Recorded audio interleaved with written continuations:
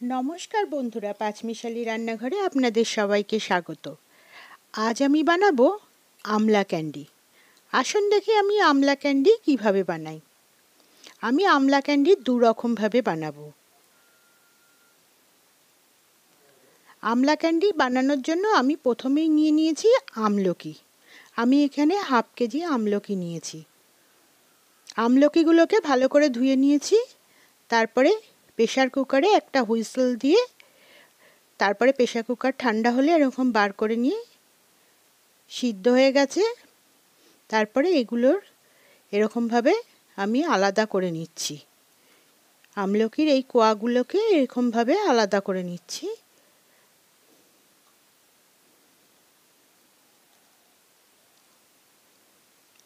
আর বীজটাকে আমি বাদ দিয়ে দেব।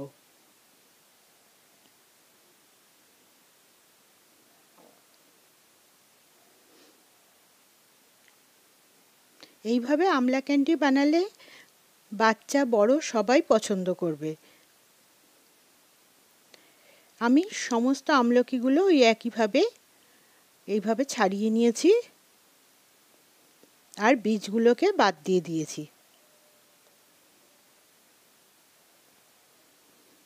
এখন আমি একটা কাচের বোল নিয়ে নিয়েছি। সব সময় কাচের বোল বা প্লাস্টিকের বোল নিতে চেষ্টা করবেন, কারণ ধাতুর কোনো জিনিস নিলে আমলকির কষে আমলকিগুলোও তিতো হয়ে যাবে। সমস্ত আমলকিগুলো দিয়ে তার মধ্যে দিয়ে দিলাম 1 কাপ চিনি। আমি এখানে কিন্তু হাফ কেজি আমলকি পুরোটা দিইনি। তার মধ্যে দিয়ে দিলাম 1 চামচ লেবুর রস।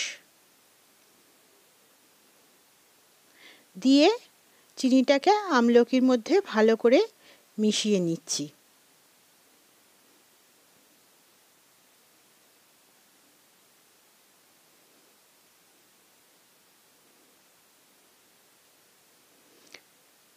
মিশিয়ে নিয়েছি। যারা চিনি খান না তাদের জন্য আমি আমলা ক্যান্ডি অন্যভাবে বানিয়েছি।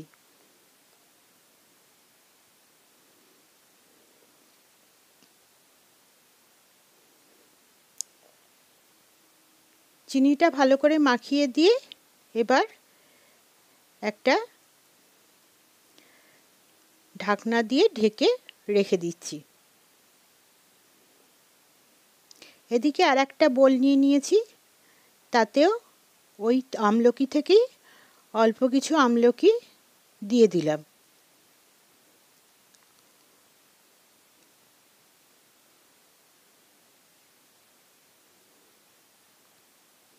এর মধ্যে দিয়ে দিলাম হাফ কাপ মধু।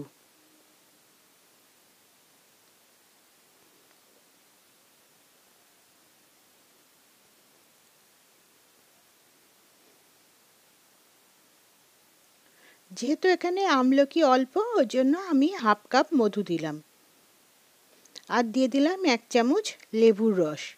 এতে করে আমলকিগুলো কালো হবে না, এরকম সাদাই থাকবে। এতেও মধুটা ভালো করে মিশিয়ে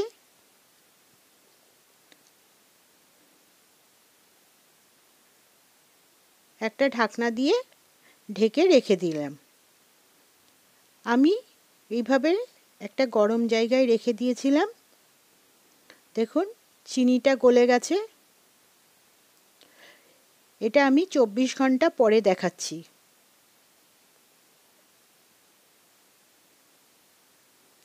আবার একটু নেড়েচেড়ে দিয়ে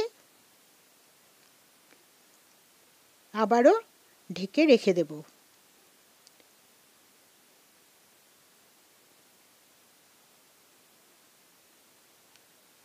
মধু দেওয়া আমলকিটাও দেখুন কেমন পাতলা হয়ে গেছে।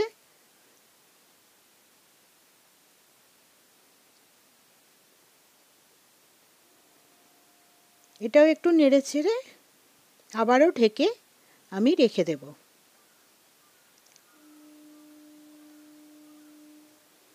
আমি আবার 4 দিন পরে এটা দেখাচ্ছি। একটা ছাঁকনির মধ্যে আমলকিগুলোকে ছেঁকে নিয়েছি আর রসটাকে আলাদা রেখে দিয়েছি, পরে কিছুর মধ্যে ইউজ করে নেওয়া যাবে।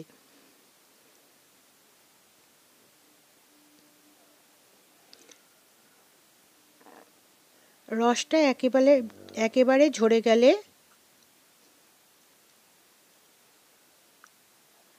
এরকম একটা ফাইবারের প্লেট নিয়ে নিয়েছি, তার মধ্যে আমলকিগুলোকে দিয়ে দিলাম। আমি আগেই বলেছি কোনো ধাতুর জিনিসে না করাটাই ভালো হবে।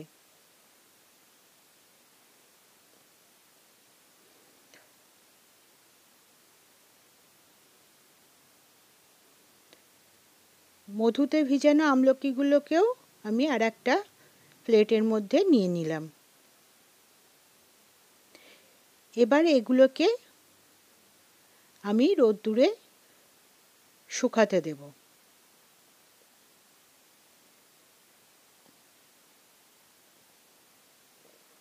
দেখুন, আমি ৩-৪ ঘন্টা রোদ্দুরে দিয়েছিলাম, তাতেই এরকম সুন্দরভাবে শুকিয়ে গেছে। এর থেকে আর কিন্তু বেশি শুকনো করা যাবে না। এখন চাইলে আপনারা এর মধ্যে চাট মশলা, বিট লবণ দিয়েও রাখতে পারেন, কিংবা এইভাবেই কোনো কাচের জারের মধ্যে রেখে দিতে পারেন। আমি এরকম দুটো কাচের জারে দুটো আমলকি ক্যান্ডি রেখে দিয়েছি। এগুলো অনেক দিন পর্যন্ত ভালো থাকবে। খাওয়ার পরে মুখ শুদ্ধির কাজে এগুলো ব্যবহার করা যাবে। বাচ্চা বড় সবার পছন্দের। আপনারাও এভাবে বানিয়ে আমাকে অবশ্যই কমেন্ট করে জানাবেন কেমন লাগলো।